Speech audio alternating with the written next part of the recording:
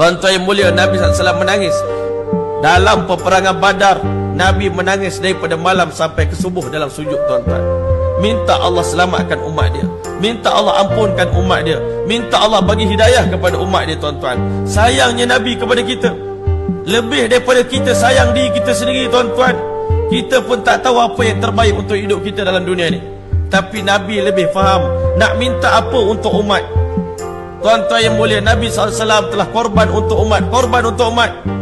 Sampai dekat nak wafat, tuan-tuan, Allah Subhanahu wa ta'ala tanya pada Nabi SAW, wahai kekasihku, adakah engkau redha kepada aku kalau seandainya aku masukkan engkau orang yang pertama akan dimasukkan ke dalam syurga aku, di kalangan hamba aku, di kalangan hamba-hambaku ni?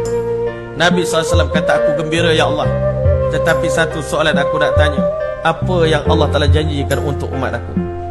Tuan-tuan yang mulia, Nabi SAW dengan umat dia begitu dalam cinta dia, tuan-tuan.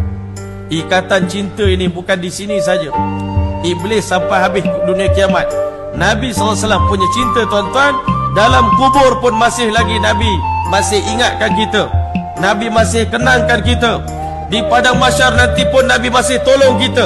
Habis dah iblis punya kerja dah habis, kerja Nabi SAW masih belum habis lagi. Iblis kata, memang aku silap buat deal, aku silap buat perjanjian, sebab aku sampai kiamat saja Nabi Muhammad akan menyelamatkan umat ini sampai dia akan bawa seluruh umat masuk ke syurga Allah Ta'ala.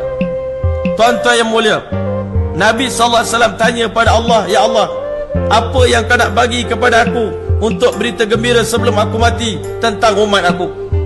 Maka di saat itulah, tuan-tuan yang mulia, malaikat Jibril AS beritahu, wahai kekasih Allah, Allah telah berjanji, sesungguhnya Allah telah akan masukkan 70,000 umat Tuhan dalam syurga tanpa hisap dan tanpa azab.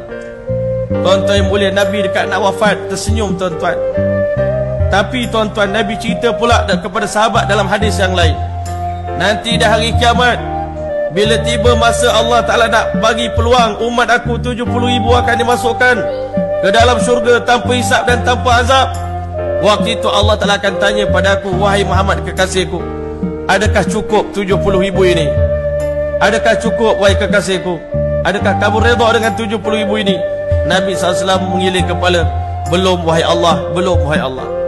Nabi SAW akan bersujud di hadapan Allah Ta'ala, minta astazidu min Allah, aku minta Allah tambah lagi, ya Allah, tambah daripada 70,000, lebih ramai umat aku akan dapat masuk syurga tanpa hisap dan tanpa azab.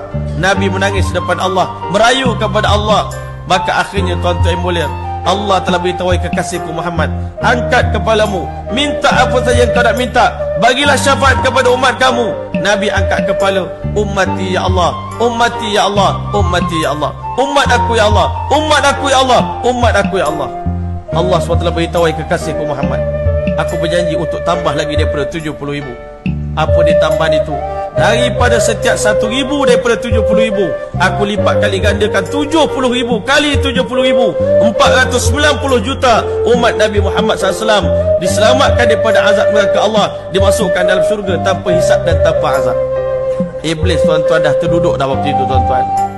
Rupanya Masya Allah, hebat sungguh Nabi akhir zaman ini. Kalah aku nak bawa semua umat dia masuk neraka, tapi dibawa seluruh umat ni, 490 juta umat Nabi SAW dimasukkan ke dalam syurga Allah tanpa hisap, tanpa azab. Lepas tu Allah tanya lagi kepada Rasulullah, dah cukup ke?